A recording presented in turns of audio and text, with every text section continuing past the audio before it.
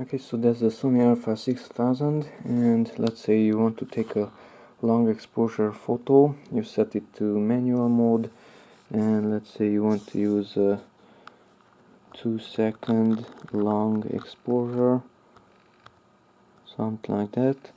Okay, you press the shutter button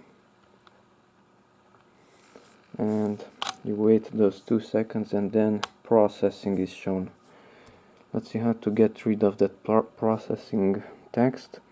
Go to the menu, press the menu button, go to the first icon and come down to the fifth one, and here we have long exposure noise reduction, and it's on. So enter that one with the middle button, set it to off.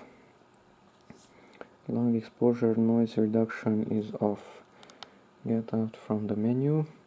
Now if you take the same photo, you have to wait those 2 seconds, and now there is no processing because the noise of that image is not being reduced by the camera itself. And that's it. Thanks for watching. Bye bye.